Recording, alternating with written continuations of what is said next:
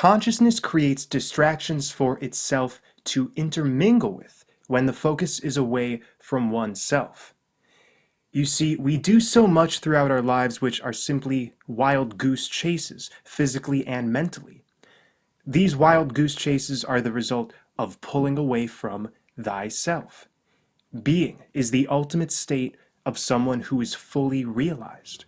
The enlightened one isn't necessarily grandiose or meek, or any one of those charged adjectives. The enlightened one is one who is right now absorbed the wisdom of the universe through stillness.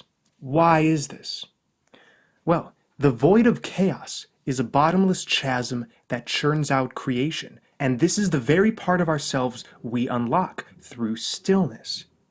Renewal is bottomless because the void contains all manifestations ready for our funneling, ready for our empowerment, if we can quit distracting ourselves. Distraction is the name of the game in the energy extraction matrix, offering us distractions which are really just attractive complexities. Complexity seems to offer more novelty and discovery than simplicity and minimalism, but it actually binds us to rigidity because complexity breeds management, and this management obviously requires control, and control needs hierarchy.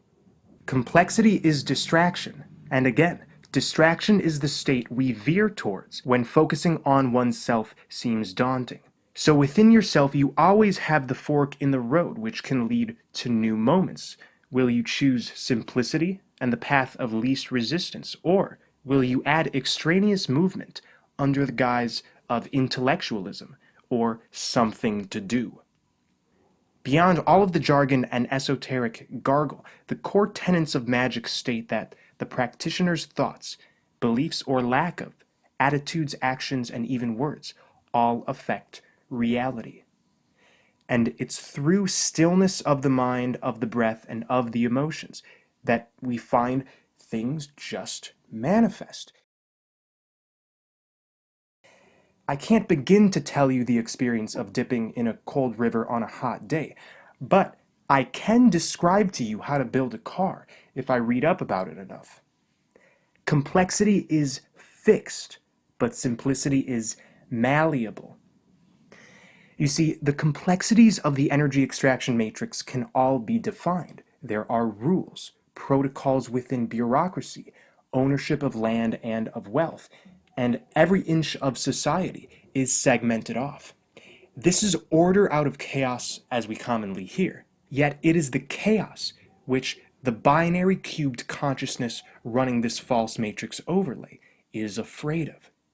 It is the void of chaos which stillness and simplicity helps us filter. As a kid, I wanted to be a writer, and I would start stories but never finish them.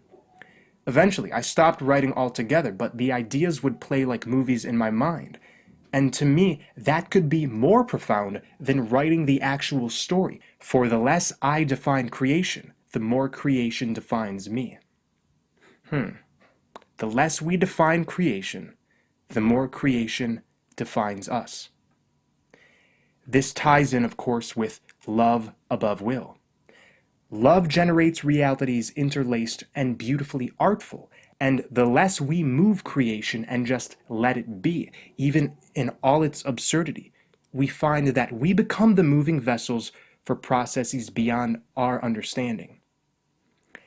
This is why I always say the devil is in the details. It truly is. Any topic, whether it's health, culture, emotions, politics, sex, they all are attached to an energy extraction mechanism through complexity.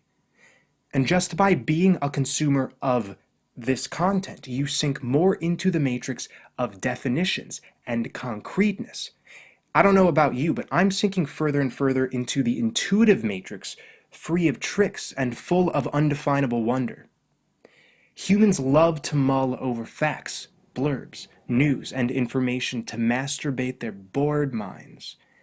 This goes back to what I said at the beginning of this video, that consciousness will create distractions for itself to intermingle with while it's distancing the focus from the self. Meaning, we can do anything to distract ourselves from ourselves. And ultimately, these distractions are illusions. They're here as third-dimensional ghosts we can play with as we inhabit the haunted house called Will Not Confront the Self.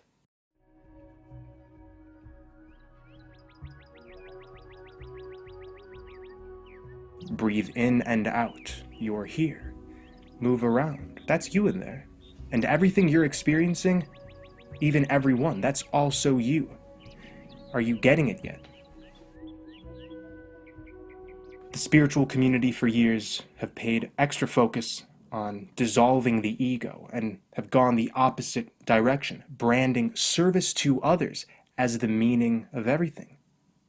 But knowing that everything is a singularity, expanding into motion, emotion, action, and reaction, merely one consciousness displaying many, then the focus shouldn't be on this false dichotomy between selfish and selfless. The focus should be on healing in general. Heal yourself through your own body, through your own mind and thoughts. Then, when you have enough strength, you will naturally feel suitable to heal those around you. Not to mention, by healing yourself, by creating the conditions which allow your inner shadows to be purged, resolved, and incorporated, you are pouring that frequency into your environment, into the universe. So your own process acts as a domino effect for the rest of the processes which seem to be outside of you. The path takes all shapes and sizes. Some choose a path of solitary focus on thyself. Some choose a path of instructing or of nurturing. All paths eventually converge, and this is something that scares those wishing for concrete step-by-step protocols. The curators of the energy extraction matrix, or the elite, are often framed as oppressive, evil entities who are simply bloodthirsty. But, as I've stated in prior videos, they are temporary shadow projections of a timeline of dualism. They have accomplished, well, two things. Curated a system for parasitic extraction to lead the living souls into realizations by observing the damage of such a system, and created distractions within that system in order to let consciousness experience detachment. This isn't benevolent or malevolent. This matrix offers us the choice between what's regenerative and free, and what's toxic and in bondage. So what will you choose? Well, it's not up to us after all. This may seem contradictory, because earlier I was saying you determine reality. Well, here's another one of those tasty paradoxes I love so much. In the Hindu texts, we learn that the supreme deity is Brahma at the summit of the cosmic egg. But Brahma actually breaks apart into Vishnu, Shiva, and the rest of the gods, and it's a consistent splitting of consciousness, like cellular mitosis, until you have you, me, us. And now you're watching this on YouTube. But don't be fooled. Brahma isn't some independent god. We are that same Brahman force. So the force which connects us, orchestrates us. The recent Black Mirror episode Bandersnatch occults many truths about the topic of duality, choice, and destination. The episode revolves around a video game programmer who, after reading a choose-your-own-plot book, decides to create a video game with a similar premise, that there are two options for every split in the plot.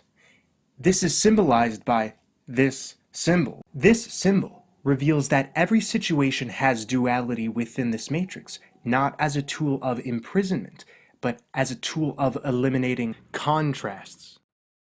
The main character starts to feel victimized by this idea that he's not in control, and his fear, well, propagates more of his suspicions.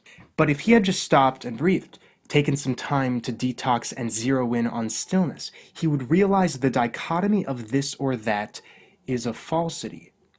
One is faced with an infinite amount of choices in a heart-centered reality, but the mind alone is binary and can only create opposites that can never be resolved. So in a way, Bandersnatch reveals to us the torment which can come from feeling like a pawn, stemming from a mind-based consciousness. Another significant aspect of the storyline is the insistence that reality is multidimensional, that timelines can merge and diverge, and that the past and future can be changed.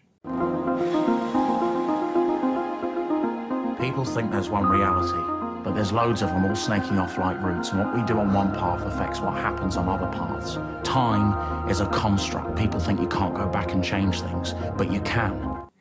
This is simply the understanding that nothing functions in a linear way ever. What you do right now sends ripples throughout the multiverse. The two-path symbol could be viewed upside down, and then we see the two seemingly separate paths converging. This is a paradox, and a beautiful one. The roots of a tree spread out from the seed, and it seems as if everything is becoming more and more separate, but it's actually laying the groundwork for a new tree to emerge. It's something that requires the initial separation to generate more energy and a connective grid to solidify the birth of the new tree. This symbol tells me that no matter what direction we choose, everything in the universe will always reach the same destination, singularity. This symbol reminds us of the false dichotomy of choice, that all fragmented aspects eventually merge back into wholeness, that free will is an illusion. The term free will itself is an oxymoron. You cannot be free while maintaining a will. A will, after all, is something one writes before death. So we've been asking why. It's because when we split apart reality, we don't know our place. We cannot figure out wholeness because all we're trying to do is fragmentize it. So as long as we've been asking why, how, zeroing in on the details and trying to expand upon complexities that really have nothing to do with joy, love, expression, when we do this, we end up in hell, in a very hellish state. So no matter what choices you have made, you will always have ended up here, because it is the oneness which always grows back into itself. So what's controlling us? Well, what's been controlling creation this whole time? Spirit controls creation, and unfortunately, we have identified spirits as being separate from us, that they're these astral beings that we channel or something like that. Spirit is simply the breath of creation, so everything is spirit. This is how the 0 point breaks off into many, because it's simply creative energy which this universe runs off of. So when we eliminate dualism and these intense polar schematics and asking why, and just let the universe speak through us, act through us. When we do this, we realize that all of the orchestrations, all of the many facets of existence are the same thing playing itself out in many different masks and flavors. And then we got the devil horns. Same symbol. This isn't evil. This is just reflecting to us free will and how that creates despair. So in essence, this is satanic. Choice is satanic. When you make a decision, you think it's you doing it, but it's not. It's the spirit out there that's connected to our world that decides what we do, and we just have to go along for the ride.